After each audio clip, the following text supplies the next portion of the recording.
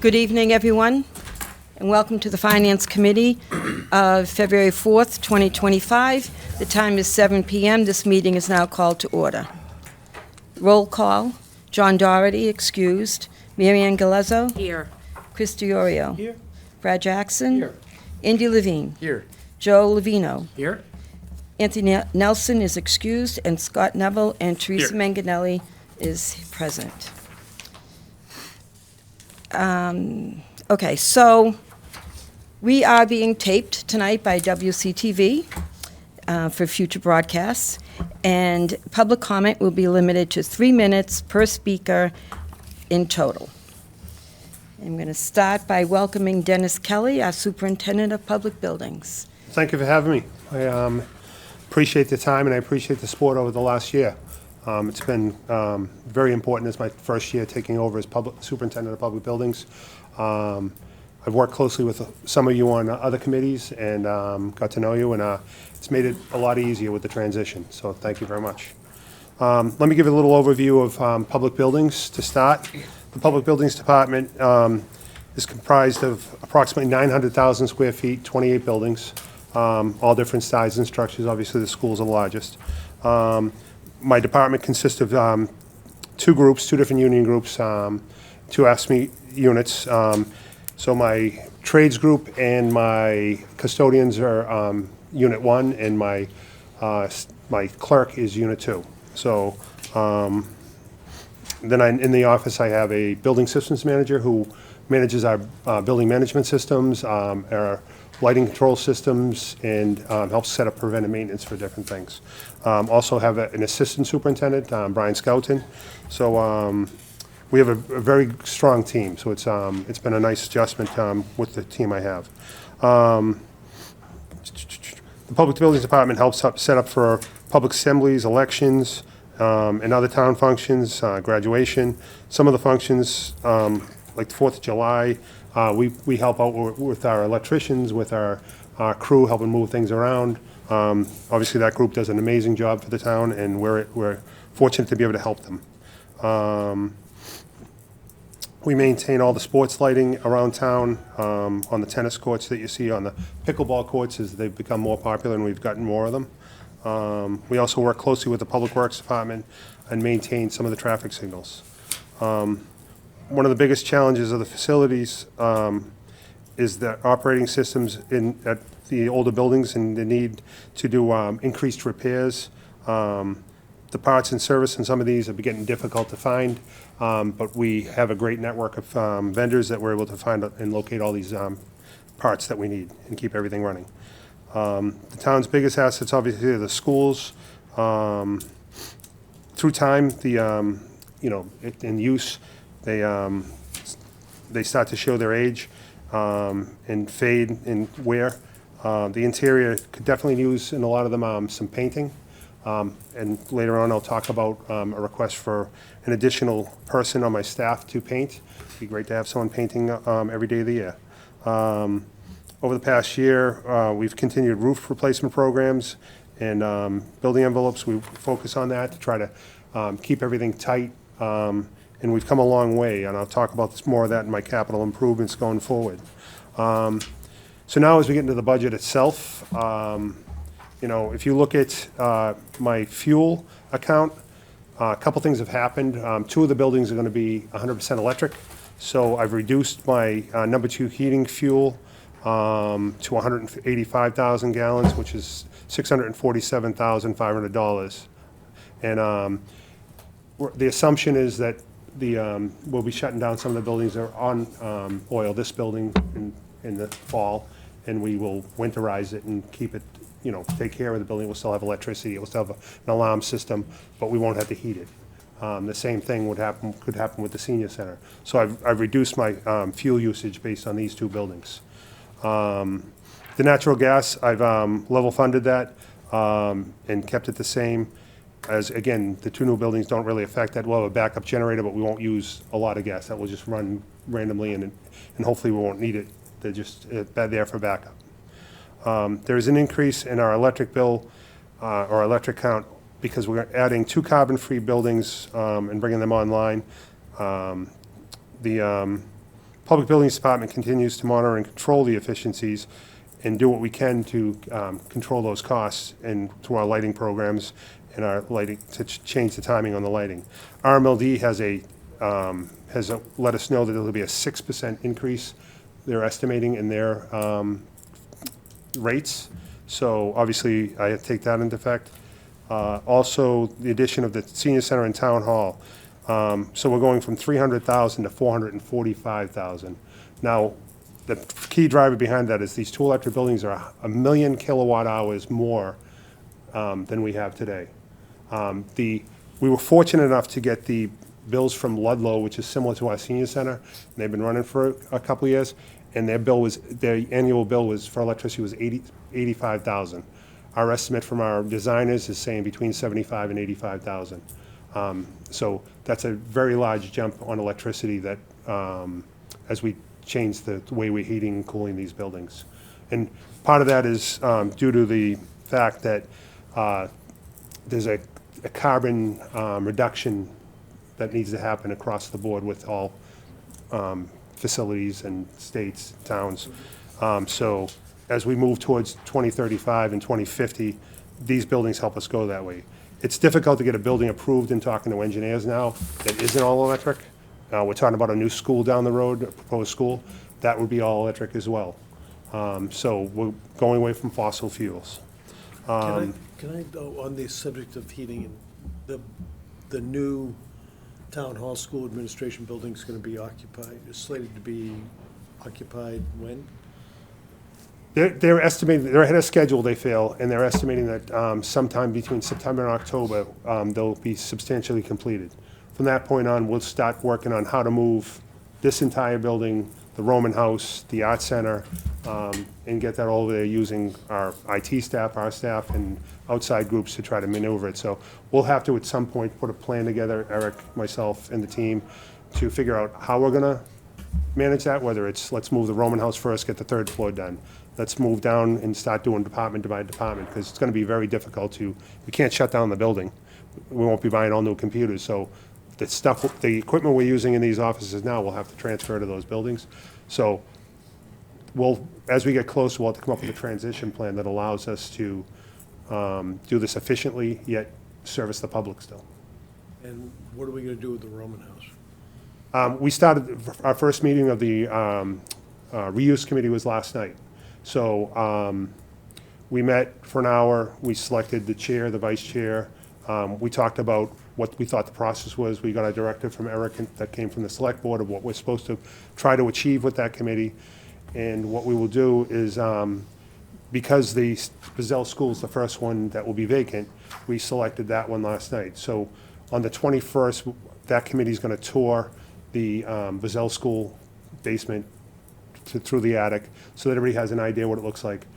During that tour, obviously, for the open meeting law, we won't deliberate anything, but it will give everybody a chance to see what we're talking about. We're sharing the facility master plan with everybody, so they can read what other people thought of it when they did the evaluation. And then we'll meet on the 24th of the month to do our first meeting. We're trying to figure out what kind of scorecard to come up with to talk about these things and how to address that to, especially on the first one, that will help us on any other building, to figure out what the process is to make our recommendation. From there, we'd look at the Roman House, we'd look at this building, we'd look at the Art Center. The Art Center is probably a little different because it's in great shape. And so there's a bunch of parties interested in getting into that building. And so we'll have to evaluate all that.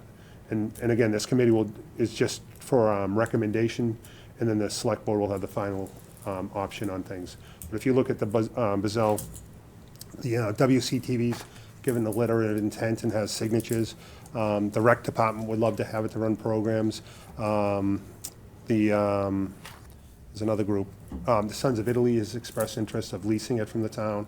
But when the town hall was built and the senior center was being built, one of the thoughts was that the second floor and all deliveries would come in the back of the building. So there's a door in the back of the new town hall that goes to that parking lot. So it's going to be that door, the senior center, or the Buzzell School, and then the parking lot. So all those things need to be discussed and find out, so we're not doing things in a vacuum. But we'll look at what does it cost to dispose of the building and tear it down? What does it cost to repair the building and maintain it and keep it running? So we have to look at all those things and make the best judgment for the taxpayer. But the original intent and the intent in the master facilities plan was to demolish the building and use it for the parking for the third floor and the second floor. There's been a lot of interest, like I said, and we'll evaluate that and try to make the best decision and make the recommendation. There's someone from the Historic Commission, there's someone from the Disabilities Commission, there's someone from some residents that the select board has selected. There's myself, Jamie McGaldy, from the town, Paul Malorani, has been on the Permanent Building Committee, I think he said since 1998, so he's been involved in the buildings and what's gone in town all those years. So there's a lot of different personalities and different expertise brought in, but that will help us evaluate those. Thank you. So that was electricity, and that's the reason for the increase. We did add a little money last year for the proposed senior center, and then now that we have a better number, because Ludlow was able to share those bills, and then, again, they're estimates on the town hall, and we've taken those as well. And originally, we didn't think we'd take over the town hall electric bills when, months ago. We didn't think we'd be doing it until like December or January. Now, substantial completion, if that is in, September, October, that's a few more months of paying that electric bill. So, we'll look at that and manage it, but we'll have a better idea once we're in it and running it. The utility budget, I've increased that 8,500. Now, if you remember, I level funded everything last year, as it was a request to just try to not have any increases. So we've increased it 8,500. Part of that is with the additional square footage that we've added, the new town hall, the Roman house, and the senior center. Until we determine what's going on there, we still have to keep the fire alarm going. We still have to keep the electricity on. We still have to keep different systems running. Then in the new buildings, you have sprinkler systems, you have fire alarms, you have burglar alarms. All those things are now costs. They're larger buildings.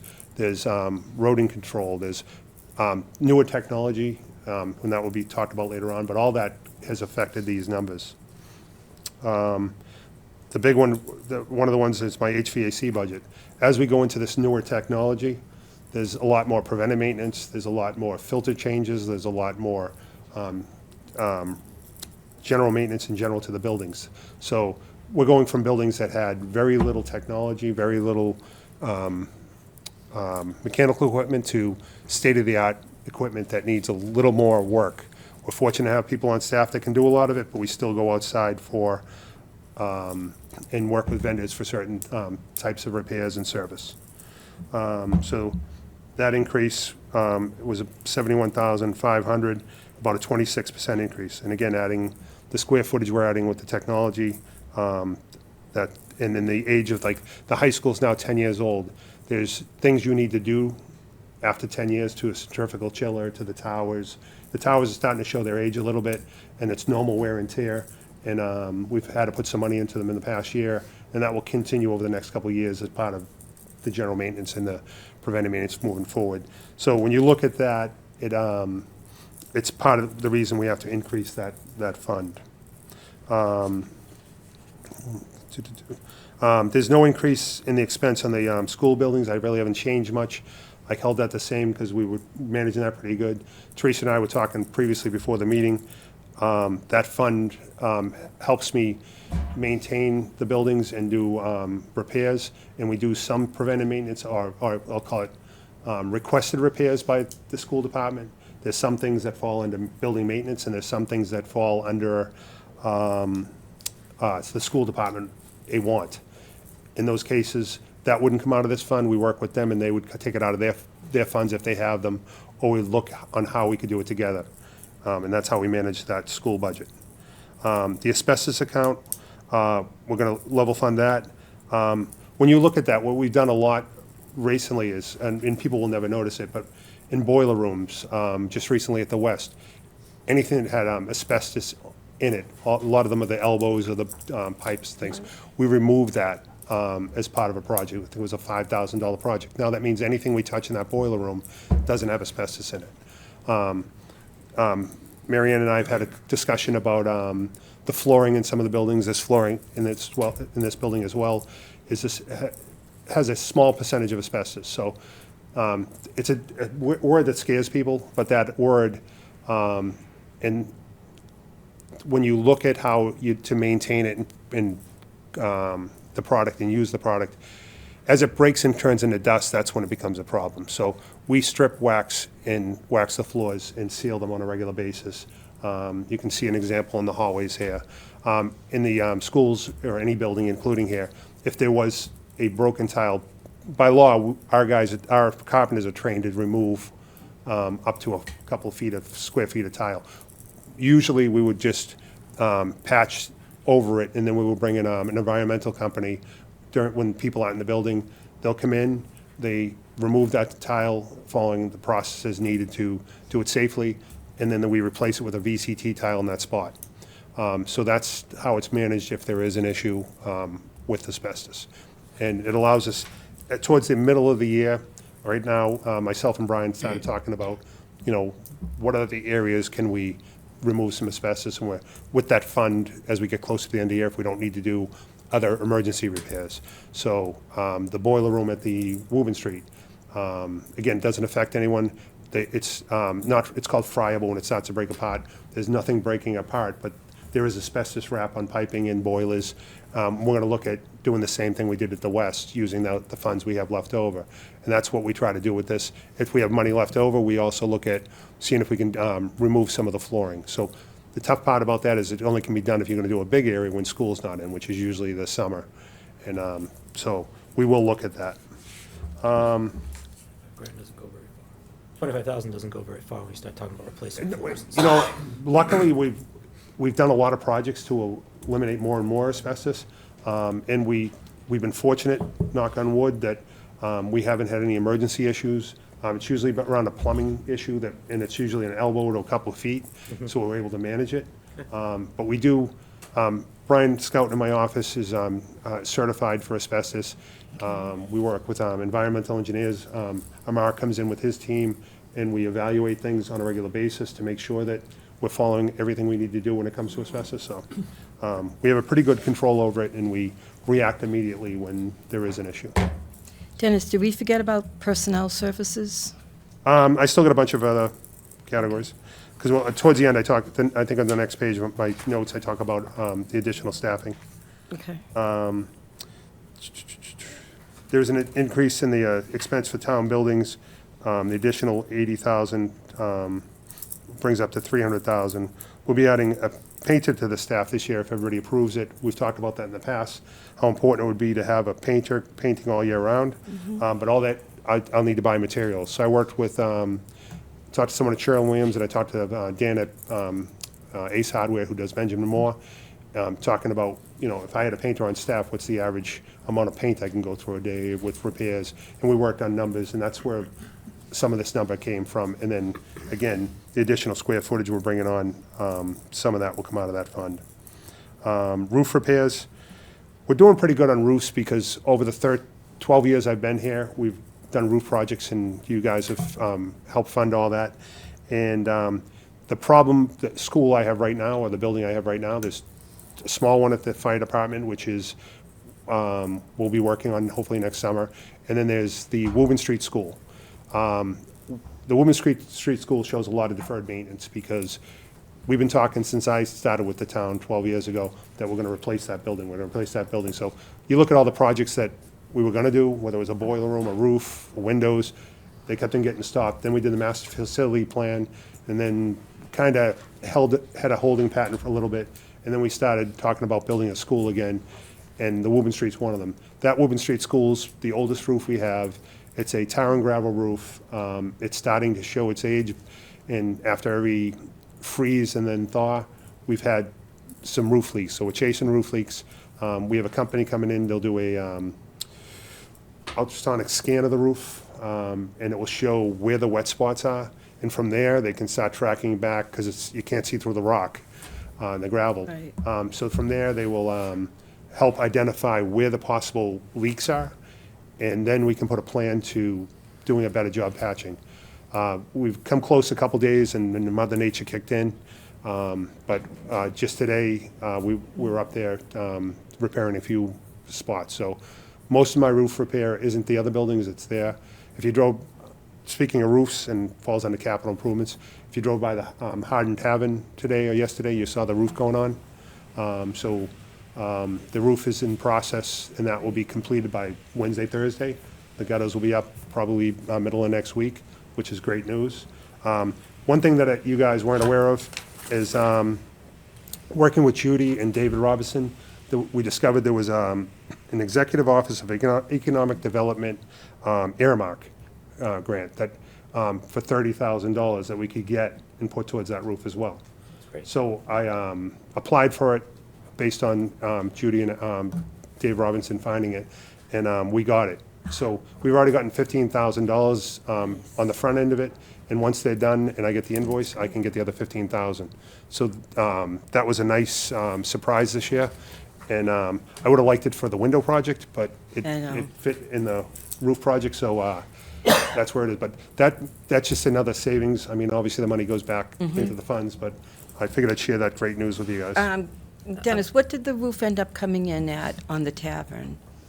Because I know So we if you decided to remember, go with the I think we with the went back for money asbestos. 2 or 3 I mean, times, and we decided to go asphalt. asphalt, So we're yeah. like up to 200 and change, 270. Yeah. We got it done for, we're gonna get it done for probably 58,000 for the actual construction and the design. So probably under $80,000 for the entire roof, including design, and going out to bid 4 times. You know, every time we went out for bid, there's a fee that cost to that. Yeah. And it was a great decision, and I appreciated the support last year from this group and the Historic Commission, because when I sat in front of them and talked to them about, it's important to protect everything in the building more than it is what the roof's made out of, and they agreed 100%. And now when you drive by there, if you look at the barn, it looks phenomenal. The copper gutters have started to patina, and over the years, they'll even patina more. And when you get the house matching it, it's gonna be even better.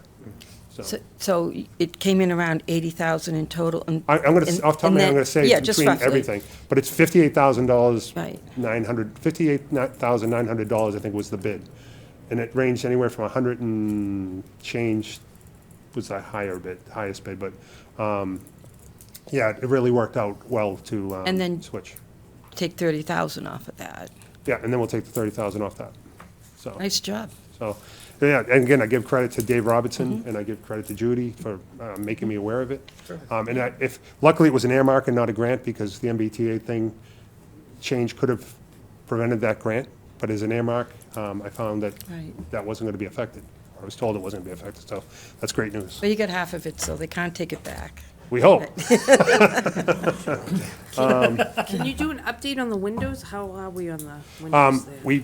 Working with Tommy, we went out to bid on that, and we had to go out a couple times because people don't fill out the paperwork, they don't read it properly, and when it says you need to be DCAM certified and show your certificates of DCAM certification and you don't supply it, you are no longer a qualified bidder. So we ended up going out a couple times, and then once we got it and awarded it to the most responsive and responsible bidder, then it was a matter of getting all their bonds and everything correctly. So we have awarded it to La Rochelle, and I've talked to the person a couple times, and we're working on trying to set up a schedule. So I've talked to the Historic Commission, let them know it's coming, it's gonna happen, and so we are moving forward with that project. It has been awarded, which is all great news. And what did it come in at? Do you know? Remember? 158,000 off the top of my head, For how many windows? do all the windows. All of them? Yeah. The entire The building? only thing I couldn't do was the storms, but my guys can work on the storms, so I didn't come back looking for more money, because that's something, there's a want and a need. So the need is to redo the windows, the want is the storms. So my guys, through my operating budget, we will work on that and get that done with our normal budget. So, and again, working with the Historic Commission, they're all happy with it, they're thrilled, actually. And we'll just keep moving forward. And again, part of having a painter, we can go over there and do some touch-up and some work in that building. We've been doing work with them, and I'm sure they'll speak to it, here or there where we can, to paint and identify cracks and repair them. So when do you think, Dennis, the windows will start? That's the one thing we haven't got the exact date. so they were finishing a couple projects, and so the last time I talked to them, I told them I'd call them in February, and I wanted to hammer down an exact start date and end date. So we're in February now. I didn't get a chance to call them. The past week's been a little crazy as we've taken the keys to the senior center and been trying to help them get all their product over there and do trainings on everything. And a lot of people haven't seen the inside of it yet. It's amazing. I do have a little video that does the event hall. That's a kind of scans across it. So I can share that with you guys later if you'd like to see it, but wait till you see the building, it's amazing. And I don't think I've seen Terry this happy since I've been here. But her whole team was there excited today as they set up their offices and desks and computers. There's an increase in my training and conference fund of $3,500. So we used to have a bucket truck that went up about 20 feet. Now our bucket truck goes up 40 feet. And we needed that because a lot of the new lighting is so much higher. Well, I don't have anyone certified as a bucket truck, in a bucket truck for that kind of height. So there's a program, I only allow 4 people to use the bucket truck, but there's a program that gets them certified. So I'm increasing that fund so I can send them through that class, get certified for their safety and the town's liability and safety. So that's my desire there. I gotta find out if it's every 2 years or every 3 years, because I may be able to change this based on year to year, based on when they have to be recertified. But I want to make sure, when you go up 40 feet and you bounce a little, you can launch yourself out of it. So knowing that they've been certified and trained, I want to make sure that we do that. So there's safety things that, they wear harnesses, they wear hard hats, but I want to make sure they're trained for the safety of themselves and everyone around them. So, and then when we're talking about employees, so I'd like to have the G4 painter.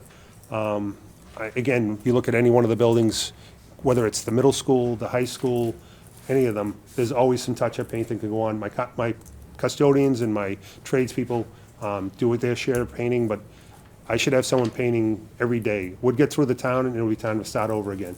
When we open the new senior center and open the new town hall, someone should be going there on a regular basis and doing touch-up, because we're gonna nick corners and we're gonna hit things, and we shouldn't wait on that. And that would partially be the painter, partially be the custodians, partially the trades group, but having someone painting every day, in some cases, I'll call it lipstick on a pig, but in other cases, it's gonna really make a difference and an impact.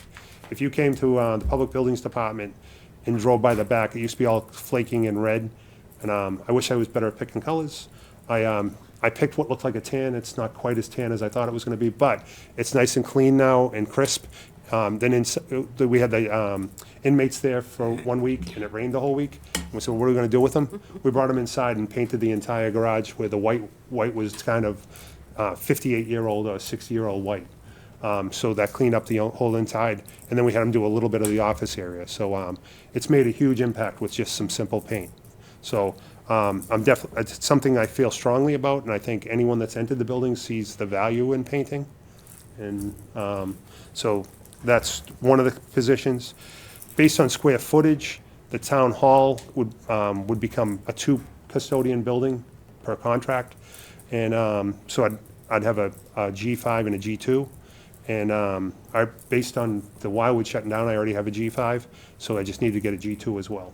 And so that's basically a contractual thing on square footage and how it works if there's multiple people in the building, that puts someone as a supervisor, not just a custodian. So wouldn't you have somebody from here going over?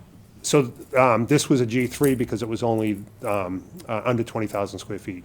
That one's almost 40,000 square feet. So that person from here, we started, I call it the shuffle. So the senior center opens, and then we do an internal bidding process to see who gets that.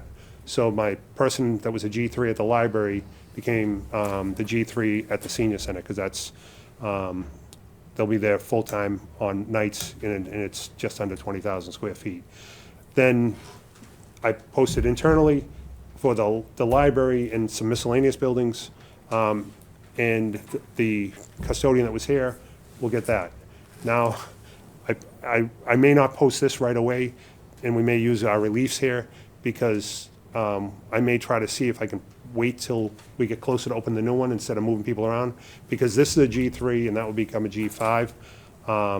And again, it was already in the budget as far as an open spot in my budget. So after we open that or determine what we're gonna do there, I'll still have a need for that other person. Did I understand you correctly? You had a G5 at the Wildwood? The Wildwood was a G5. Yeah, okay. And then when we shut down the Wildwood, we still have that on our books as a Is that position person available. still with us? We don't have, the person moved to the Buzzell because someone retired. Okay. So we didn't eliminate the position when it stayed in the budget, we just didn't have it filled. And, Yeah. and Buzzell need a G5? Does the Buzzell need somebody that's level G5? anyone that's supervisor in a building for a school would be a G5, because there's a person and a half there. So once you add the second person, it becomes a G5. So that building needs. And when the younger the kids, and this is where the new school is gonna be a lot more work, the younger the kids, the more work it is to clean, because there's a lot more food, a lot more things dropped on the floor, a lot more spills. So it's more work in those smaller buildings. The high school, it actually almost gets easier, because not that the kids don't get lazy and drop something or forget something or whatever, but the young kids, they're eating in the classrooms, they're eating in the hallways, they're eating all over the building, so those cleanups take a lot more work, so you end up there. So, So how many positions have you added? so I'm just looking to add, this year I'm looking to add a painter and a G2 custodian. And then everything else I'm trying to manage internally. And then once these buildings are up and we determine what's gonna happen with those other buildings, if for some reason it's determined we're keeping that other square footage and we have to start putting money into those buildings and we have to start running those buildings and cleaning those buildings, that could change what my staffing needs are next year. But I'm trying to be conservative going in and try to manage it with what we have, instead of saying, okay, I need to increase my budget and I need to increase my staff, so I'm trying to look at Yeah. it sensibly and make some good decisions. Well- Sorry. I was just going to say, you and I had a conversation about the painter, actually the night when we went to that meeting, and I fully support the town having a full-time painter. I appreciate it. I think one of the things that immediately hits you when you walk in a town building, or even your home, is the condition of the walls, and if they're clean and if they're kept up. And it's a much-needed benefit to the town. Yeah. So thank you for incorporating that. Yeah. No, I appreciate it. I think anyone that I've had their ear, I've been selling this for a year and a half. Yeah, I know, yeah. Yeah. May I ask a question? Oh, yeah, absolutely. It says other full-time 48.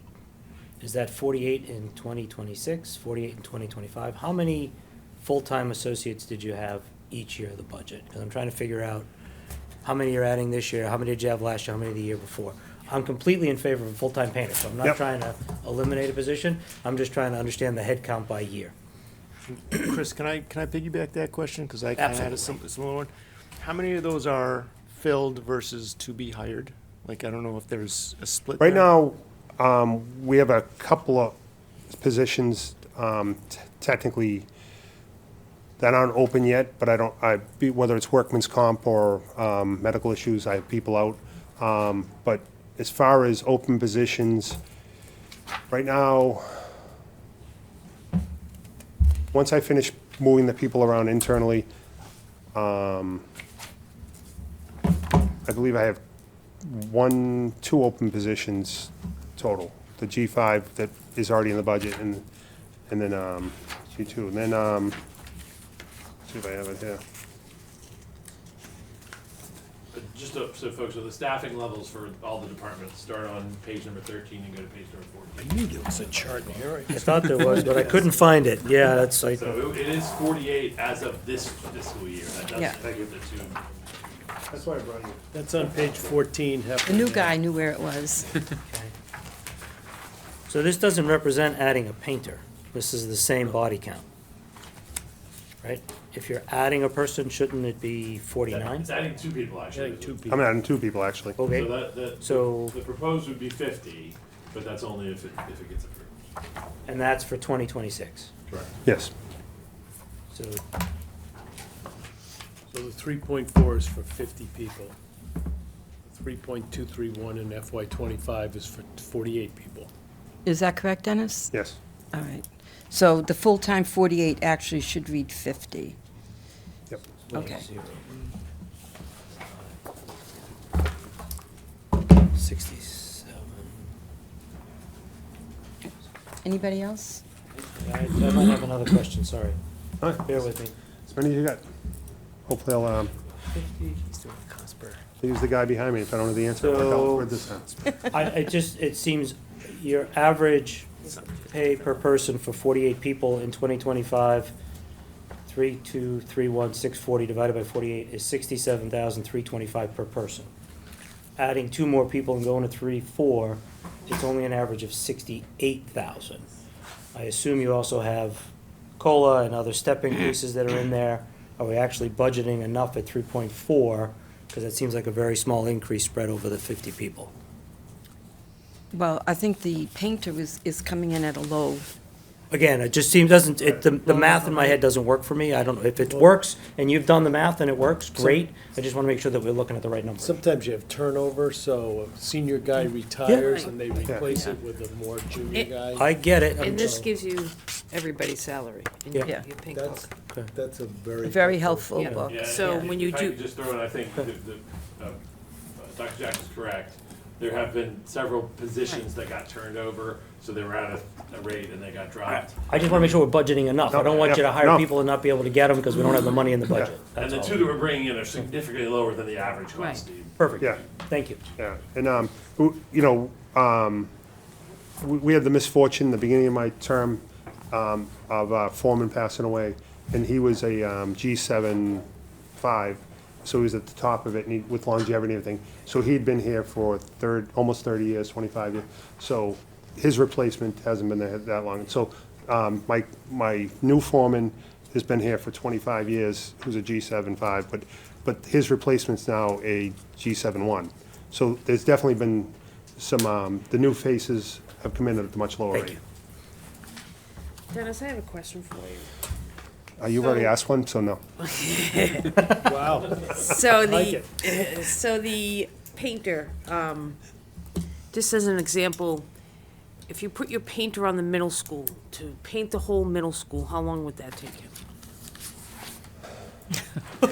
With or without? Well, it's a tough question, because here's one for you. So what I tried to do last year as well, to try to figure out how to budget it or how to plan for it, I took my second shift carpenter, and for like a couple months, I made him a painter, and we tried to figure out how to get everything else done while he was painting.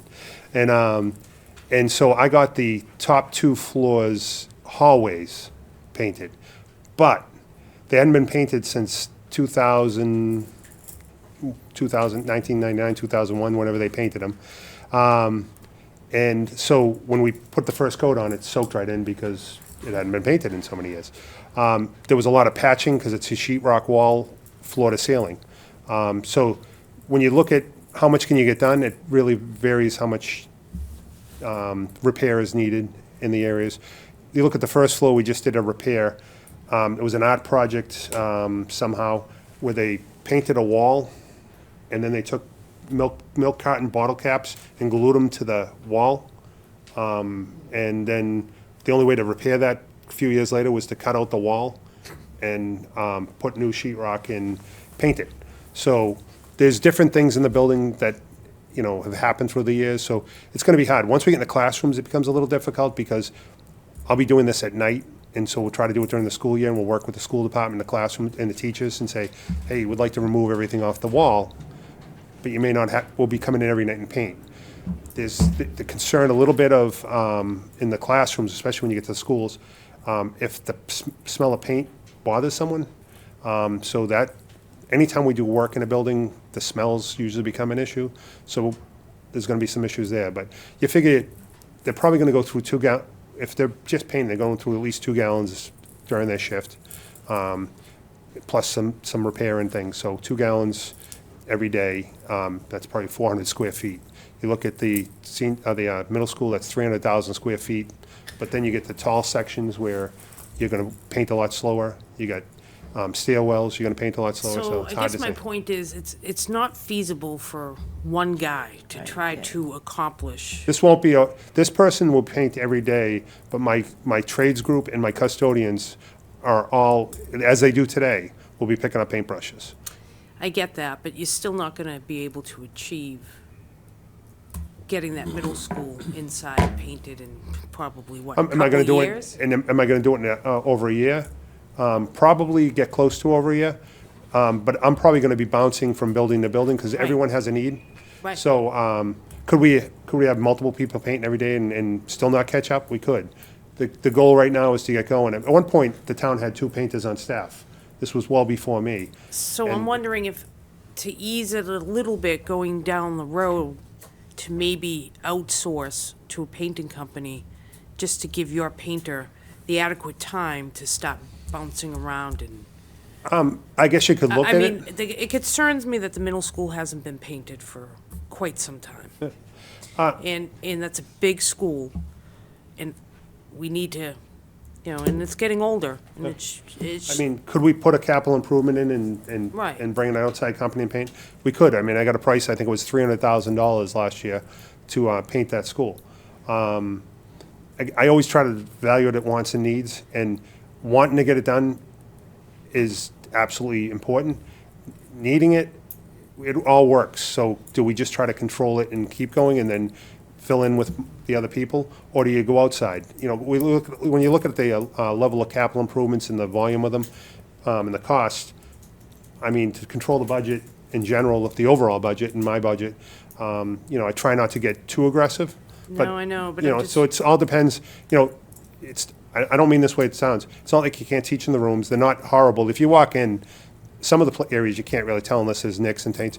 And as soon as you paint something, someone tapes something to the wall. Oh, I get that. So I don't, in a lot of the classrooms, there's stuff hanging up and all that, so you don't notice it as much. So it's obviously a conversation we can have with the town manager, we can have as a group, and if we wanted to do capital improvements and hire painting companies. When I was getting the pricing, and I'm not saying, and there's definitely people that do it, a lot of the companies didn't want to bid on it because they're like, how many of these jobs I come out, I quote, I bid, and I don't get? Because towns just either don't do it when they get the price, or it's just so, competitive, they don't get it. So that's the other, issue with it. But it's definitely something we can talk about as a group, and I can definitely, over a 5-year plan, add, capital improvements to try to do larger projects. I just think your one painter would be overwhelmed with the number of buildings we have. Yeah, but again, it's managing it. Right now, I'm one painter's light years ahead of what I'm doing today. Start, right? So it's a start. And like and again, we used to have 2 painters. The problem is, like, right now, one painter is a G4. If I bring 2 painters, then one becomes a head painter, and it's a G6 and a G4, right? So internally, I don't justify that yet. Could I? I could absolutely Right. paint. Can't somebody else manage the 2 painters? Why does one of the painters It's have to be? a union manager? contract. Union. Oh, then let's just go with one. So that's why we're doing with the No, one. right, it just seems, No, I'm not advocating for another painter. but I'm I'm- just thinking Yeah. maybe we can get ahead of it a little bit, because our buildings are getting older, and there's, there's only so much. Yeah, and if you look at it, if Guys this can new do. school goes through, right, we won't be painting the Woburn Street. Right. We won't be painting the Wildwood, and we won't be painting the north, right? So where is our focus gonna be? On the west side of town. We'll probably be painting a lot in the middle school, and then we'll focus on there. We won't be painting this building, so when you start looking, a lot of stuff's gonna be new in town, which we're very fortunate for. touch-ups of the new buildings don't take as much work as painting Yeah. the whole thing. Yeah, I always say it's easy to maintain, it's hard to play catch-up. Yeah. Well, let's see how it goes, and we can talk about it next year, and if it's not working out, you don't feel like it's getting what you want done on time, but I think you're gonna make major inroads, and Yep. and I think that's kind of what you're hoping for, Yeah. so, And we'll still use the inmates to do outside buildings. can they go outside of school, though? They can't, No. they're not allowed, Yeah. even if we allowed it, they're not allowed to go on a school property. Right. They just don't want the liability of being there. But we have plenty of square footage in town to paint. And when you look at some of the older buildings, they're older, we're not gonna replace all the siding, so getting them in to paint every couple of years helps keep it on there. Yeah. But there's a lot of scraping that goes on And, but it's a little rotation between the buildings they paint. You'll see them at the same buildings over and over. It's the Hardin Tavern, it's the Morse Barn, it's the bookstore next door, it's the Art Center, and the 4th of July, and then it was the Buzzell. And then they go back and do the rotation again. So, Every it's. summer. And then there's a group that was just shared with me that's veterans that may do something similar to the inmates. I haven't done a lot of research on that yet, but I don't know if it's just construction or if they do painting. So I'm going to do some research on that to see if that's a viable option, because if they run a similar program, a training program, and they do it similar to what the inmates are doing, and we're able to do it reasonably priced, we might be able to use something like that as Yeah. well.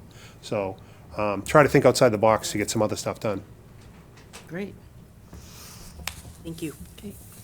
You have a question? I wanted to circle back, if I could, to utilities for a minute. Yep.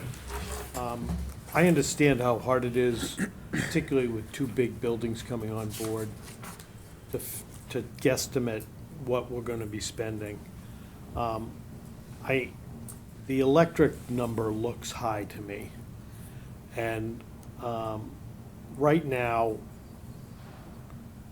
we've spent, according to the information we got this week from the accountant's office, in electricity through January 31st, we've spent $120,000 this year out of a $300,000 budget. So we're not even, assuming the January bill is included in that, or there's 7 months of bill in there, which there may not be.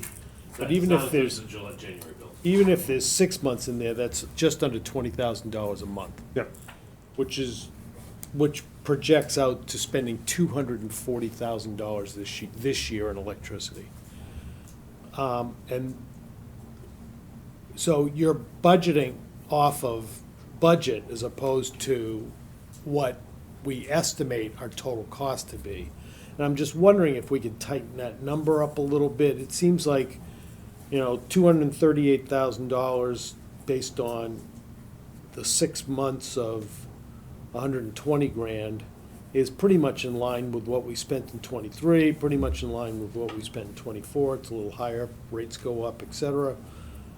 But it doesn't look like we're gonna spend $300,000 in electricity this year, and then to add 145 on top of that for 2 new buildings, just seems like we could tighten that number up a little bit. And I always sit here and think, am I nickel and diming this too much? But every time you kind of I overlook something that I'm like, geez, is that really tight enough? I feel like, if we didn't do that, we'd have a budget that was out of control. So No. I just think that number needs to be looked at again against, what we've actually spent so far this year. 80 grand more for the senior center. It looks like you've got, a good basis for that estimate based on what was it, Ludlow? Ludlow. Ludlow? Yeah. So that sounds like you got a good estimate, and, you can do a square foot estimate on the town hall school administration building, but, we're gonna be shutting down the Roman House, we're gonna be shutting down this building. And again, in theory, we won't obviously have computers running, we won't have things running, but until we determine what we're doing with all these buildings, obviously Eric and I will meet, and that reuse committee has to make recommendations, but we will still have some costs to those buildings. Oh, sure. Yeah, definitely, again, by next month, I'll have a view of at least a half a month of what the senior center is gonna cost. It'll take a month and a half before I get the really first numbers of, and it will be in midwinter, which is nice because the coldest times are February, March-ish. So I'm gonna get a good idea of what my coldest months are, and then the summer I'll find a little more. So could that come back a little? We could definitely look at it, but I don't have any numbers to go by. And then the engineers were the ones that gave me the estimate on the new town hall. So those were the numbers I used on those. So we could be conservative and pull back on that number. It's just towards the end of the year or once both are running.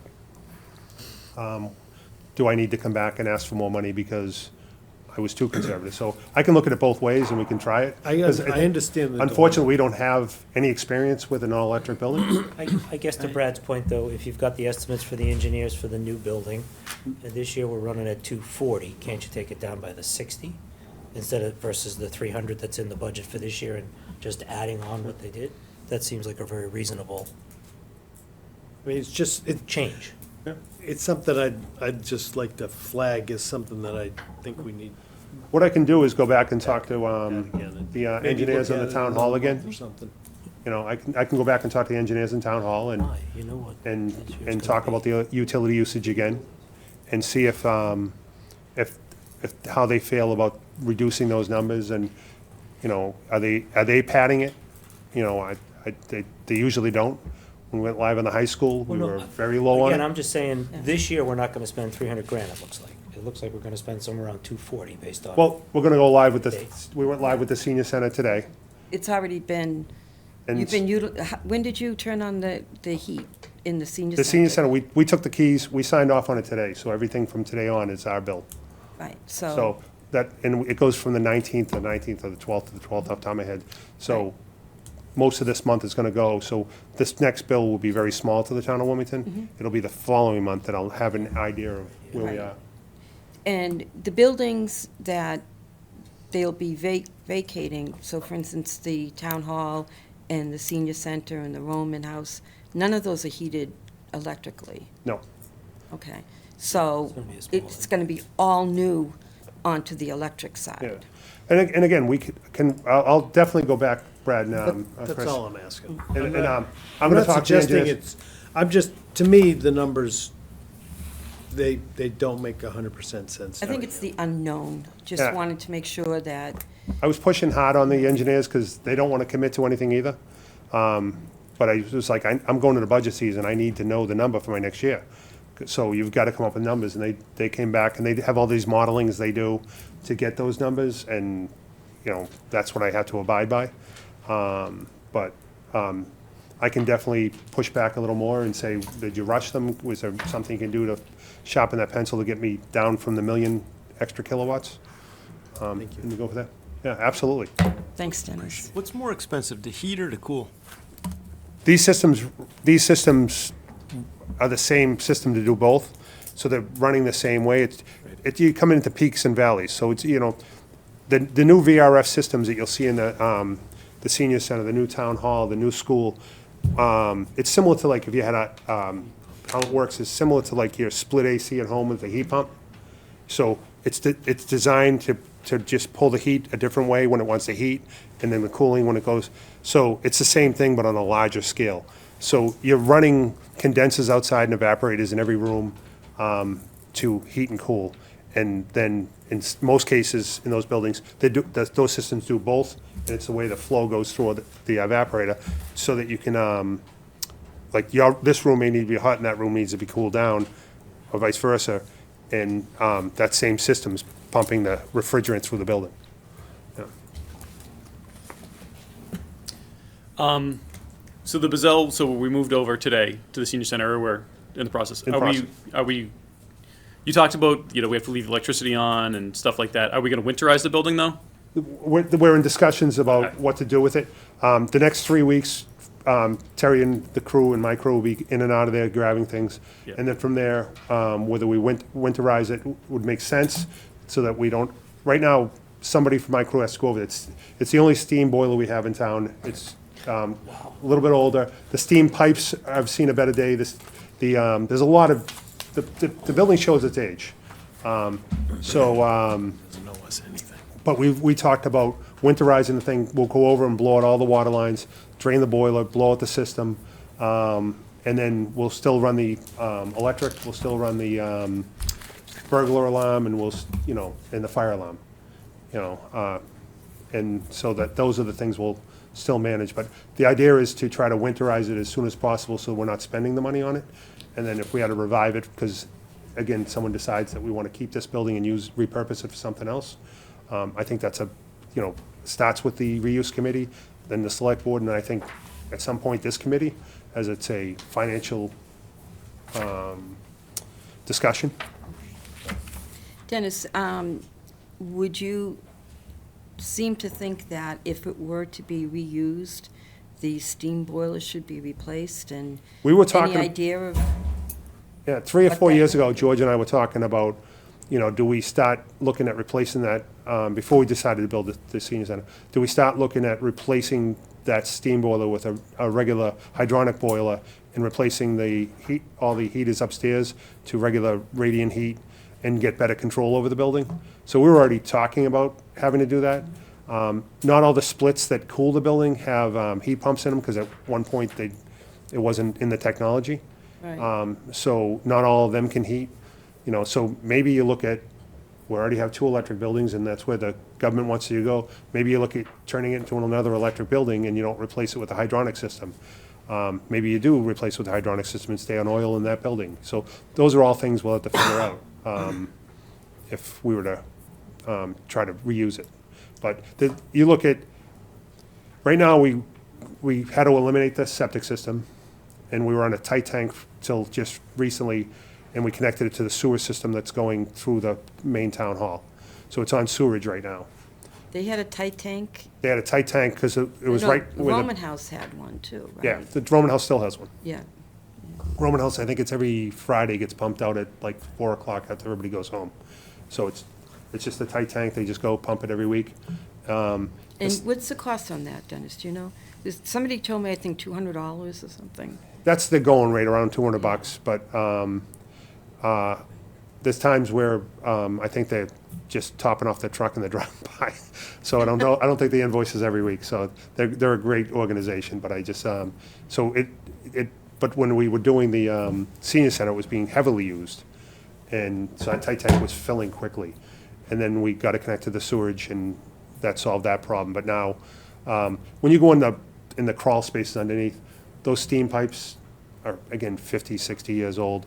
Those waste drains for all the wastewater and everything, those are seen its age. I was actually waiting for them to have issues when they were getting rid of the ledge.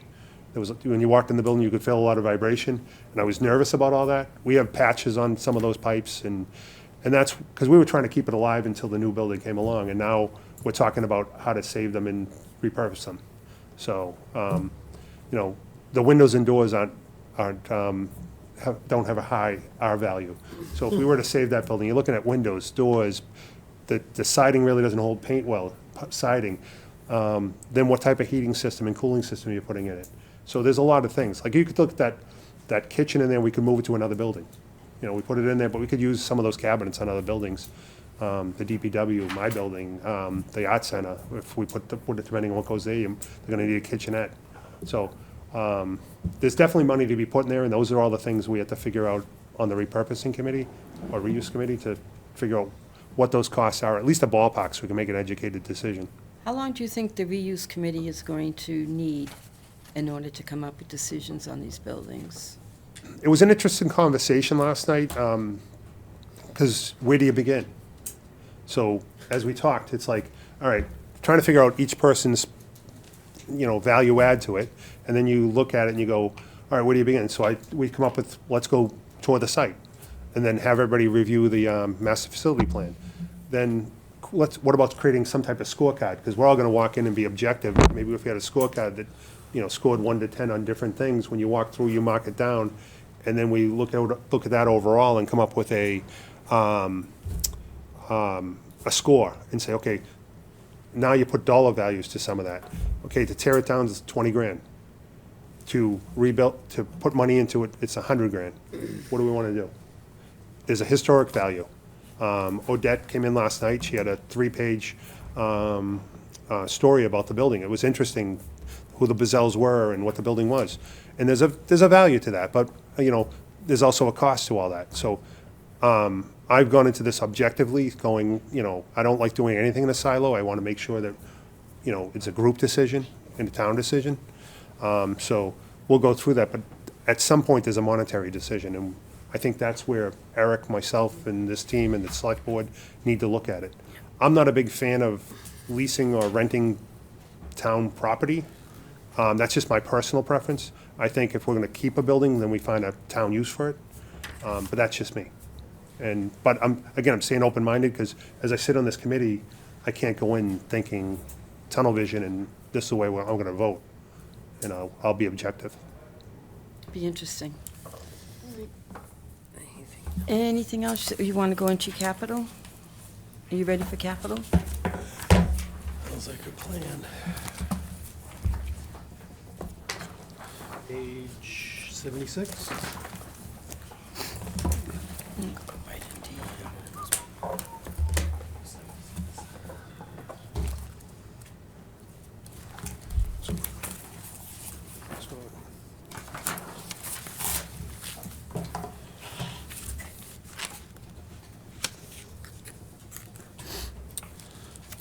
So, that was some great dialogue, by the way. Actually, appreciate that. So going into 26, we talked about the West Intermediate windows. And this is really a project where we would award it to somebody and put them in the following year because of manufacturing and being able to do it. But it's finally to the stage where we can actually move forward, and that building will have a completely different look once done. Because even if we were to build this school goes through and we go, proposed school goes through, we go to build another school, we're talking 7 to 10 years would be my guess. We need to do those windows. Yeah. There's no R value to them. You can't see out them. Some of them are not operable anymore. So it's well overdue. We needed to do those windows 10 years ago. Yeah. Yes, absolutely. I don't think So- we're going to run into any disagreement. Just so I'm not confused, when do you anticipate they would actually be installed? The following summer, the day school gets out. If we award this properly, we will Not tell this somebody, summer. whatever the last day of Summer school of is. 26? It's June 25. of 26, So not this summer coming up, which is 25, it'll be summer of 26. year Okay, and a half from now. yikes. And again, it's going to make a facelift on that building quickly. The middle school alarm system, again, is 20 years old. It's a proprietary system where you can't just buy parts for it. You got to go through a certain company. They don't carry all the parts, and if they do, you're at the mercy. So every time we have a problem with the system, we can't just send in Wayne Alarm and go, hey, can you go work on that? They go in and work on what they can, and then I got to bring somebody else in to do the final repair. So we're looking at replacing that. We're also have walked the building with them and designed it to meet our needs for what the building needs. It was a little overkill to some of the areas where it was.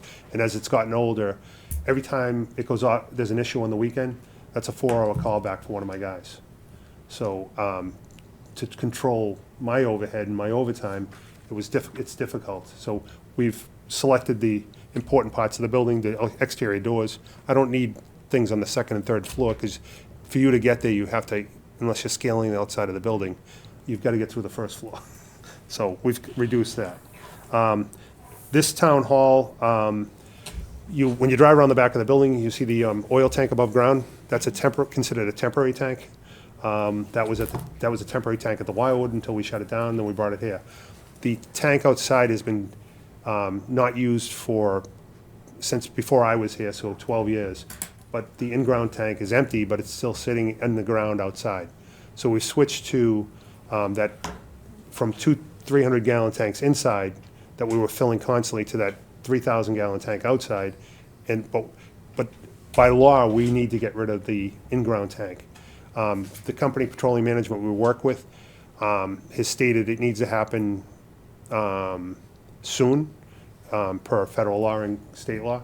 And so that's why I've added that. I'd like to get that out of the ground, and then it's away. Then whatever we do with this building, we're not dealing with an in-ground tank. It's out of the way and gone. That answered that question. The Memorial Library, right, let's see if I get that right. Yep, the Memorial Library. There are a lot of split ACs that cool that building. If you go to the back of the building, they're very old, very vintage. We might be able to put them in the Hardin Tavern as relics. But we're very fortunate, because of having the staff we have, we've kept these things running, but I don't want to wait till they fail. So I want to do 3 a year, and then slowly progress that building to all new splits. And again, as we add them, splits with heat pumps. So now if we have an issue with the system inside, we can still heat the building. Nowadays, they basically come with it, and it's about the same price when we're buying them. And that's usually all you can buy, because when you go to buy the one without it, no one has it in stock, or it's not the size you want. So that's the goal there. So the middle school, rooftop unit, C, the AC compressor is getting finicky. So it works great up until about 90 degrees. And then after 90 degrees, it starts to struggle and then starts tripping out. And we have to go up and constantly reset it to keep it going. It just started at the end of the season last year. I had it evaluated, and there's 2 compressors inside. In newer units, I could replace 1 compressor. In the older units, it's tandem. You have to replace both of them each time. So I'm looking to replace that compressor to keep that AC in that admin C building wing. And that's just the offices. The only thing that has AC in that building are the offices, the library, so it's in the auditorium. And then one other thing is, at some point, obviously, we're going to repurpose the art center. If you drive by it, somewhere along the line, we've made a great effort at making a wooden handicap ramp. Through time, the railings have weakened, and we constantly going to repair them. If you were in a wheelchair, it's not easy to get up because the boards are cupped and there's different things. So I'd put thousands of dollars if I try to build it out of wood, and it's still not right. So we're looking at replacing the landing and then the ramp to the right code, which, it's not long enough either right now. So if we put the right ramp in that and replace the door, it'll become ADA compliant for getting into the building. Is that on the side of the building? Yeah. So there's 2 ramps like that in town. The other one's not as steep, but it's at the Veterans, and that's in Yeah. much better shape, but it's still, at some point, we'll look at that. But, I think this one here, we need to be doing more ADA compliance in town, and being proactive. We are grandfathered into some stuff, and we've done some great things through the years, but I know that there's only so much you can do with that wooden ramp. It's, again, my mother lives next door. It's been there as long as I can remember, and we've maintained it as long as I can remember. So that's my other request for next year. Okay. And we got quotes on that. I have a question. Go ahead. So you can't, for the rooftop compressor for 55 grand, middle school, Yep.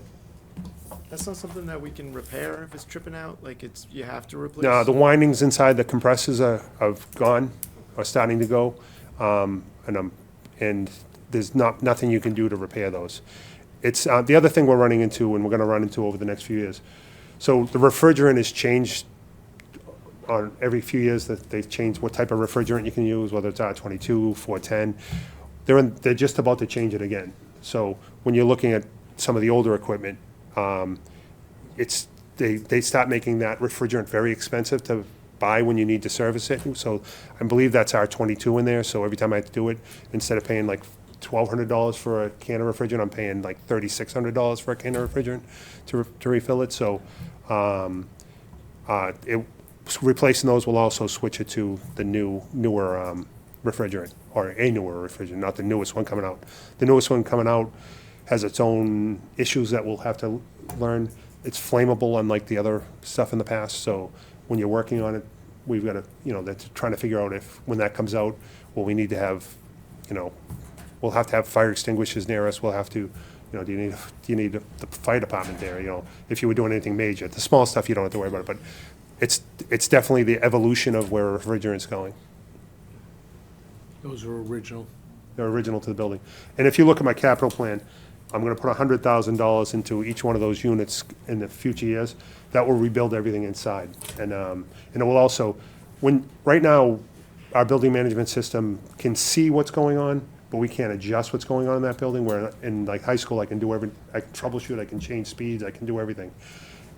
These basically run on what's called an IntelliPack, which is a train box. And so I can see the points, but I can't change them.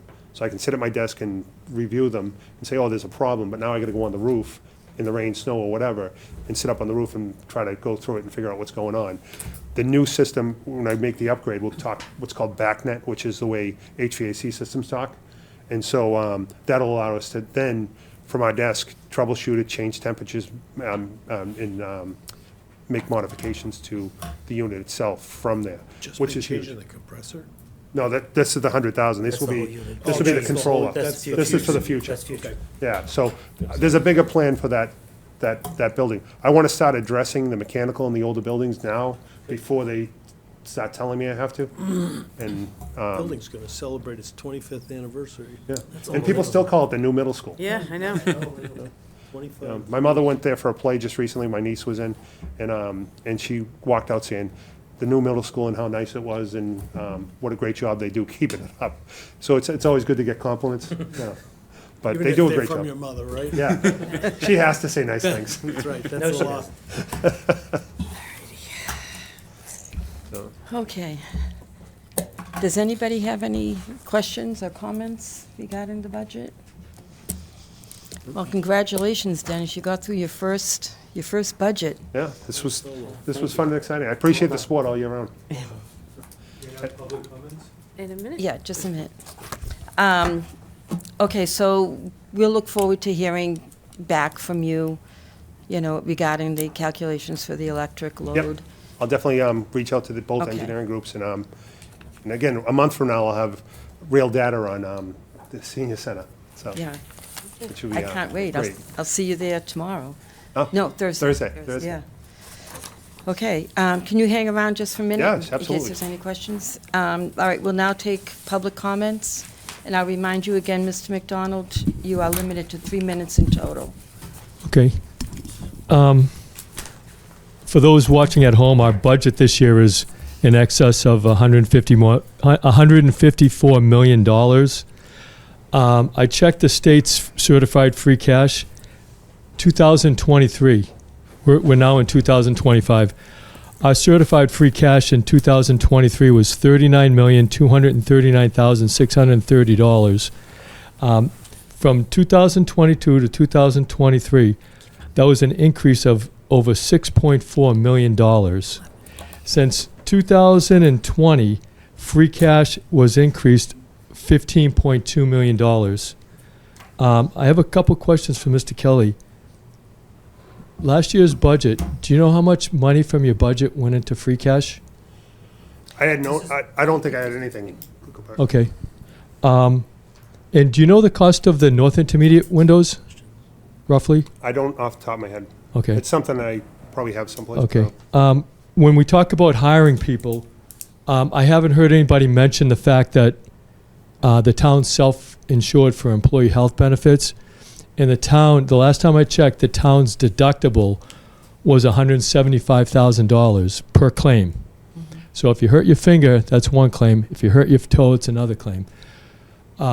When you think about hiring people, you got to think about pensions, but you got to especially think about employee health benefits. The fact that before the town collects any kind of money from stop-loss insurance, they have to pay the first $175,000. So whoever brought up the fact or question about subcontracting painting was probably a good suggestion. I'm glad to hear that you're putting your custodians on the painting jobs. Concerning smells, there's a lot of vacation time in the schools, plus the summer vacation, and traditionally that's been a time when the schools get painted. So I'm not in favor of hiring more people for those reasons. I did have a question about the fact that there's some questions out there about the Sharapa farm being purchased. Do you know anything about that? That has nothing to do with us right now. We don't have any knowledge on that. It sort of does, because when you Mr. McDonald, recommend... we don't have any knowledge on that, so. Okay, I'm a little disappointed in that, because at the meeting, I felt as though if the town tries to take that by eminent domain, okay, we could be looking at a lawsuit of like $30 million. We just paid double for the Wildwood property. 1 minute left. And so the other question I had is, there was some lead found in the water at some of the fountains at the schools. And I think the town also has a program in town where they're replacing lead service pipes. Can you give us an update on the status of that? As far as lead service pipes, I can't, but I'll tell you that there is a program run with the water department, and testing gets done in the schools on a regular basis from, per the DEP, and the water department manages it. They go in, they pull samples, random samples from different fountains and different sinks, and they send them out on a regular basis. And we meet all the guidelines to exactly what that specification is. And so, there's no lead being found in any water at all? There's testing that gets done on those tests, and we have, anything that's ever come back with something we've either replaced. We've also added filters that collect lead, will catch lead in different areas just to be an additional buffer. But, you know, a lot of the bubblers have been replaced through the years. We do have sinks that are called, and they'll have a sign that says hand wash only, and they're not for potable water. And it's not saying there's anything wrong, it's just that we've identified those in some of the classrooms. But the bubblers and all that, the water department has a program where they come in on a regular basis, they pull samples, they send them off, and they supply results back, and everything has been within the thresholds. And do you have an estimate on the West Intermediate window Mr. McDonald, cost? I'm sorry, you've exceeded your time I know, but limit. it's, my time's my time. He just took No, his your time. 3 minutes has been exceeded. Well, I wasn't talking, he was talking, so that's his time. Thank you very much, Mr. Okay. McDonald, for your input tonight. Thank you. So moving you. along, 50,000. do we have What's any that? minutes? 2,750,000. No minutes for approval? 2,750,000? And- All the windows. Any And so- other So, what else? I'll talk to business? you, I think, this. Excuse us. Thank you. Any other business for the committee? Just one point Okay. from me, regrettably, I have to be absent for next Thursday's meeting, so. Next Thursday? For work travel, Okay. this Thursday coming up. I'm This going Thursday. this Thursday as well. That's the 6th. Okay, yep. Thank you very much. Okay, then I'll entertain a motion to adjourn. Move to adjourn? Can I have a second? All those in favor? Aye. Unanimous. Thank you very much. See you Thursday.